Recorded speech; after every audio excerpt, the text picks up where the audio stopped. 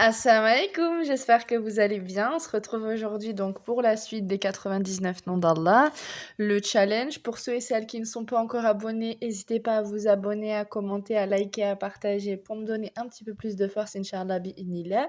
J'espère que vous allez bien. Pour celles et ceux qui ne sont pas familiers du challenge, donc vous avez une playlist. J'ai fait une playlist avec toutes les premières vidéos, donc je prends, des livres. Là, en l'occurrence, on va finir de toute façon le challenge sur celui-ci. J'avais commencé sur 2 autres livres, mais qui pour moi n'étaient pas optimaux dans le sens où il y avait des informations qui se dédoublaient. Hem et donc le challenge, tous les jours, je vous poste une vidéo avec un nouveau nom d'Allah Azza wa Jal, où je vous lis en fait la description. À vous de choisir, ce que vous voulez en faire. Est-ce que vous connaissez déjà le nom et vous voulez en savoir plus sur des points de temporalité, dans quel verset ils apparaissent et tout ça? Est-ce que, vous avez envie de je vous mets le livre pour que vous puissiez screener, faire, je sais pas, surligner, prendre des notes, juste écouter? Est-ce que vous voulez écouter en livre audio, quand vous êtes dans la voiture? Je sais pas, Allahu a'lem. Est-ce que vous voulez, le faire écouter peut-être à vos enfants pour qu'ils apprennent un petit peu plus? Voilà, vous en faites ce que vous voulez. Ça a vraiment la velléité de vous en apprendre un petit peu plus et si vous apprenez ne serait-ce qu'une information supplémentaire, en sachant que tout de même, le challenge, le but premier de ce challenge, c'était quand même d'apprendre les 99 noms d'Allah avant le ramadan, ce qui est largement faisable. Vous pouvez reprendre les premières vidéos dans la playlist et les re-regarder, ne serait-ce qu'apprendre le nom avec une ou deux informations, c'est déjà ça. C'est surtout apprendre et comprendre. Donc, si vous voulez commencer par apprendre et ensuite par écouter la vidéo. S'il y a un nom précis où vous voulez plus d'informations, de toute façon, vous avez la playlist, vous recherchez le nom et vous aurez la lecture. Donc voilà, n'hésitez pas à me dire en commentaire comment vous fonctionnez. Donc aujourd'hui, El Rani. Bismillah. Alors, bismillah. Ce nom est cité à pas moins de 18 reprises dans le Coran, comme dans les versets suivants. A'udhu billahi minash shaitanir rajim, bismillahir rahmanir rahim. Ton Seigneur est celui qui se suffit à lui-même et il est le maître de la miséricorde. Surat Al-An'am, verset 133.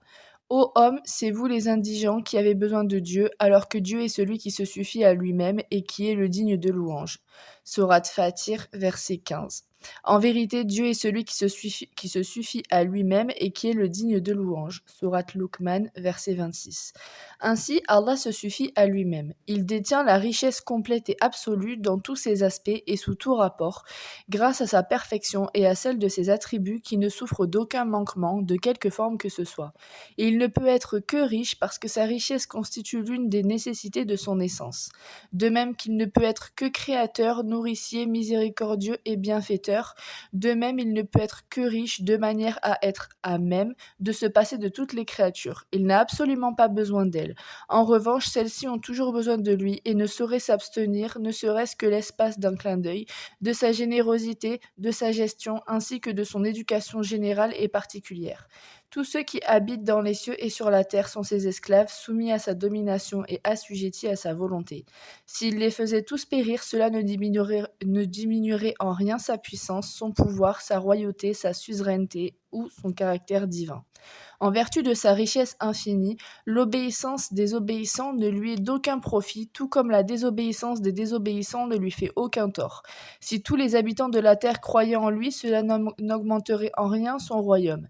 S'ils devaient tous mécroire, cela ne diminuerait en rien sa richesse. Le Très-Haut affirme: Or, celui qui est reconnaissant l'est à son propre avantage, mais celui qui est ingrat doit savoir que mon Dieu se suffit à lui-même, car il est riche et généreux. Surat Al-Naml, verset 40. Quiconque lutte pour la cause de Dieu ne lutte en réalité que pour lui-même, car Dieu se passe volontiers de tout l'univers. Surat Al-Ankabut, verset 6. Ils nièrent ainsi Dieu et rejetèrent ses signes, mais Dieu n'a que faire de leur foi, car il est celui qui se suffit à lui-même et il est le digne de louange. Surat Al-Taraboun, verset 6. Seriez-vous infidèles, vous et tous ceux qui vivent sur la terre, sachez que Dieu se suffit à lui-même et qu'il est digne de louange. Sourate Ibrahim, verset 4.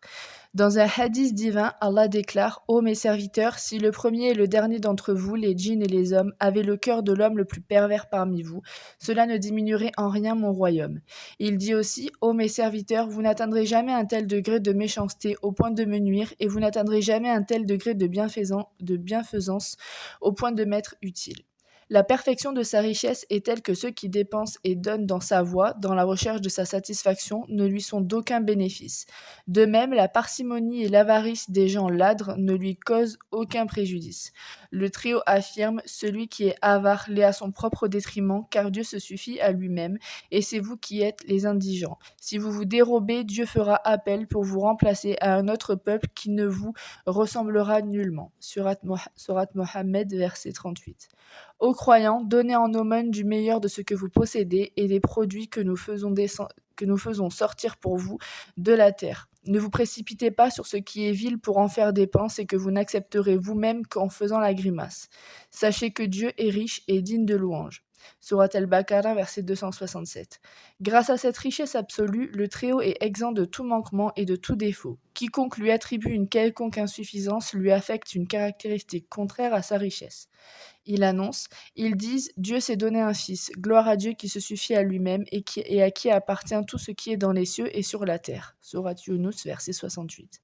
Pour la même raison, le Très-Haut est dépourvu d'associés et de semblables. En effet, comment la poussière serait-elle l'égale du maître des maîtres? Comment peut-on assimiler le pauvre, le faible, l'incapable, le besogneux, qui n'a de son essence que le néant, à celui qui est riche et omnipotent dans son essence?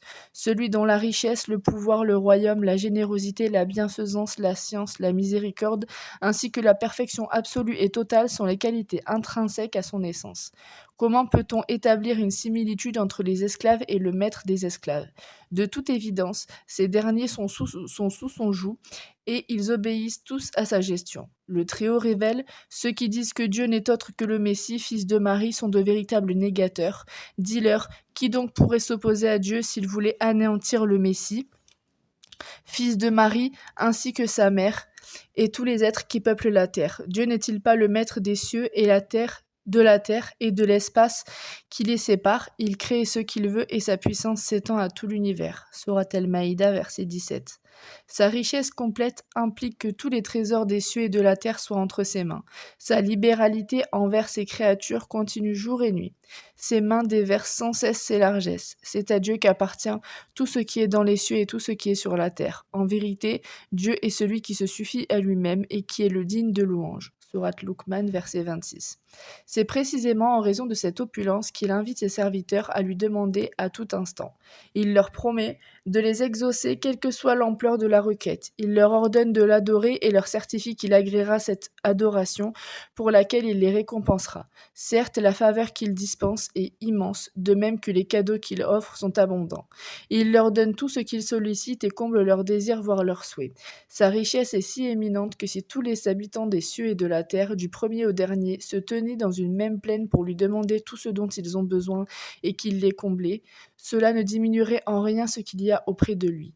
Dans un hadith divin, le Très-Haut affirme: Ô mes serviteurs, si le premier et le dernier d'entre vous, les hommes et les djinns, se réunissaient dans une même plaine pour me solliciter et que je donnais à chacun satisfaction, cela ne diminuerait ce qu'il y a auprès de moi que de la mesure d'une aiguille plongée dans l'océan en diminuerait. Cette abondance est si extraordinaire et si immense qu'on ne saurait l'évaluer ni décrire ce que le Très-Haut octroie aux croyants dans les jardins des délices. En effet, aucun œil n'a vu, aucune oreille n'a perçu et aucun humain n'a jamais imaginé les divers types de faveurs et de bonnes choses qu'Allah leur accorde. Nul ne peut soupçonner les multiples joies dont seront récompensées les œuvres de ces hommes. Surat al-Sajda, verset 17.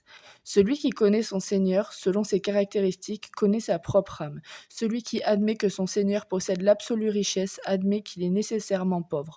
Celui qui reconnaît que son Seigneur est totalement puissant reconnaît qu'il est lui-même extrêmement faible. Celui qui trouve que son Seigneur possède le pouvoir complet constate qu'il est lui-même dans une indigence totale. Celui qui accepte que son Seigneur est sage et omniscient avoue sa propre ignorance. Le fruit de cette connaissance consiste en ce que le serviteur se rende compte qu'il a besoin d'Allah. C'est aussi la devise de son bonheur et de sa réussite dans ce monde et dans l'au-delà. Et c'est fini pour aujourd'hui, alhamdoulilah. Donc, Al-Rani, Je pense qu'on aura donc, par la suite El Mourni. En attendant d'arriver à ce nom-là, j'espère que cette vidéo vous a plu. N'hésitez pas encore à vous abonner, à me laisser un petit commentaire, à me dire si vous suivez le challenge, comment est-ce que je pourrais l'améliorer. Je suis vraiment ouverte à toute proposition. Je suis en train de travailler, Inch'Allah, sur les vidéos qui vont venir après le challenge des 99 noms d'Allah. Ça dépend encore de quand est-ce que je vais finir le challenge des 99 noms d'Allah, parce que je suis encore en train de réfléchir si je vais faire des vidéos pendant le Ramadan. Heu, Auquel cas, je devrais les préparer en amont, et j'espère que cette vidéo vous a plu et je vous retrouve demain inch'Allah pour un nouveau nom d'Allah. Salam alaikum.